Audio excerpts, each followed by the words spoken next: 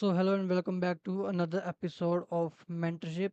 तो आज मैं अपनी जो भी आज मैंने जो ट्रेड ली थी नास्दाक में सेल की, मैं उसका एनालिसिस आपके साथ शेयर करने वाला हूँ कि मैंने क्यों वो ट्रेड ली थी, क्या उसके पीछे बायस थी मेरी और क्यों मैंने वो सेल ट्रेड ली। तो अगर आप आज देखोगे नास्दाक में तो हमारे पास कोई फेयर वैल्यू गैप था नहीं बेरिश, तो मेरी बायस बेरिश कैसे टर्न हुई। सबसे पहले अगर आप यहाँ पर देखोगे तो हमने एशियन सेशन का हाई लिया था। जब लंदन सेशन शुरू हुआ तो लंदन सेशन में एक बहुत ही एक sharp buying I. Sharp buying आने के बाद यहाँ पर हमने एशियन सेशन का हाई ले लिया। जैसे ही हमने एशियन सेशन का हाई लिया था वो यहाँ पर हमें अगर आप देखोगे तो एक बेरिश गैप डाउन था। तो मार्केट हमेशा ऐसे ही करते, जो भी gap ups and gap down होते हैं मार्केट उनको फिल करने के लिए जाती ही जाती होती है। पर मुझे ये नहीं लगा था कि मार्केट उसको फिल करके नीचे गिरेगी।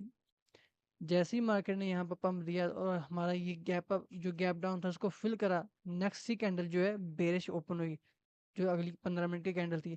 जैसे ये कैंडल 15 मिनट की बेरिश ओपन हुई तो मेरी जो बायस थी वो बेरिश टर्न हो गई थी और जो मेरा नेक्स्ट टारगेट था वो लंदन सेशन की लो बन चुका था।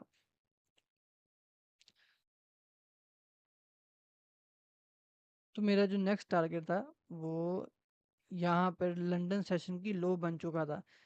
देन मैंने थोड़ा वेट किया एंड जब शाम को न्यूयॉर्क सेशन ओपन हुआ लगभग 7 बजे, 7 बजे जब न्यूयॉर्क सेशन यहाँ पर ओपन हुआ तो आप देख सकते हो कि बिल्कुल 7 बजे मार्केट में एक बहुत ही एक शार्प बाइंग आई ऊपर की साइड और यहाँ पर हमने एक 50 मिनट के फेयर वैल्यू गैप में टैप करा। क्योंकि हमारे पास एक बड़ा फेयर वैल्यू गैप था नहीं को और मुझे इतनी कन्विक्शन थी कि हम जो हैं लंदन सेशन की जो लो है उसको खाएंगे। एंड मार्केट ने क्या करा उसके बाद आप देख सकते हैं मार्केट ने फेयर वैल्यू गैप में टैप करा। एंड उसके बाद जब मैं 1 मिनट में आया तो मैं यहाँ पर एसएमटी डाइवर्जेंस को फाइंड करने लगा। यहाँ पर अगर आपको मैं दिखाऊं तो अगर आप ईएस में देखोगे तो ईएस में इस कैंडल ने जो हाई बनाया है लंदन सेशन में, और ठीक अगर आप इसको यहाँ पर लेकर जाओगे तो हम इस कैंडल तक पहुंच रहे हैं, ठीक है ना।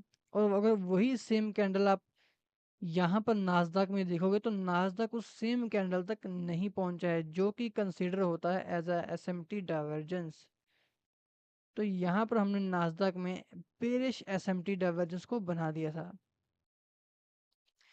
तो यहाँ पर हमने नास्दाक में बेरिश एसएमटी डाइवर्जेंस बनाए थे जहाँ पर नास्दाक ने अपने इस कैंडल की हाई को लगाया था, इस कैंडल के तक हाई पहुंचा था ईएस में, बट वही सेम कैंडल तक नास्दाक नहीं पहुंच पाया जो कि एज अ एसएमटी डाइवर्जेंस जो है कंसिडर होते हैं। उसके बाद अगर आप देखोगे तो यहाँ पर इस 1 मिनट की कैंडल पर नास्दाक ने हल्का सा, बिल्कुल हल्का सा जो अपनी प्रीवियस कैंडल की लिक्विडिटी का है वो स्वीप किया था। अगर अब आप वही कैंडल यहाँ पर देखोगे तो वो स्वीप नहीं हुआ, तो ये भी एक तरह से एसएमटी डाइवर्जेंस कंसिडर होंगे और उसके साथ ही साथ यहाँ पे एक स्वीप भी किसी कंसिडर किया जाएगा। एंड देन मैं जस्ट वेट करने लगा था कि मार्केट जो है हमारे इस यहाँ पर हमें change in the state of delivery दे, यानी कि अपने शॉर्ट टाइम फ्रेम में अपने ट्रेंड को चेंज करे। और इसको चेंज करने के लिए हमें चाहिए थी 1 मिनट कैंडल की क्लोजिंग इसके नीचे। और जैसे ही यहाँ पर मार्केट ने क्लोजिंग दी उसके बाद मैंने इस कैंडल का वेट किया पर मैंने बाद में यहाँ पर कहीं अपनी सेल ट्रेड को एग्जीक्यूट कर दिया एंड एसएल जो है मैंने इसके ऊपर रखा। एंड जो मेरा टारगेट था लगभग इस लो के आसपास था। आई थिंक मैंने इसको कहीं इस जगह के आसपास शायद इसको मैंने एग्जीक्यूट किया होगा। एंड टारगेट जो था मेरा ये लो था। प्राइस गया, प्राइस ने फेयर वैल्यू गैप में टैप करा, उसके बाद देख सकते हो कि मार्केट ने हमारा जो टारगेट है वो रीच कर दिया। हालांकि मैंने शायद इस कैंडल के आसपास जो है बुक कर लिया था अपना 1:3 के 1:3 रिस्क रोड मैंने यहाँ पे बुक कर लिया था। एंड बाद में प्राइस ने थोड़ा सा बाउंस बैक दिया एंड उसके बाद हमारे टारगेट को फुल्ली रीच कर दिया। और यहाँ पे प्राइस ने ना और यहाँ पे प्राइस ने न्यूयॉर्क सेशन की, ओ सॉरी, लंदन सेशन की लो को स्वीप मारा एंड उसके बाद प्राइस जो है दोबारा से ऊपर की ओर कंटिन्यू करने लगा। यहाँ पर भी मैं एक लॉन्ग ट्रेड लेना चाहता था, पर मैंने ओवर ट्रेडिंग के चक्कर में उस लॉन्ग ट्रेड को लिया नहीं और उस लॉन्ग ट्रेड को इग्नोर कर दिया।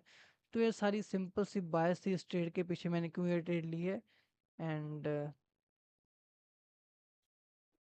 And that's it. ये मेरा एक छोटा सा एनालिसिस था जो कि मैं आपको देना चाहता था as a group member, as a mentorship member. And कल मैं एक और सेशन लेकर आऊँगा या फिर एक और एपिसोड लेकर आऊँगा जहाँ पर मैं आपको बताऊँगा कि आप आईसीटी किल जोन्स को किस तरह से यूज़ कर सकते हो अपनी ट्रेडिंग में और अपनी ट्रेडिंग को और भी ज़्यादा बेहतर कैसे कर सकते हो। So hopefully you like this video and मिलते हैं नेक्स्ट वीडियो में।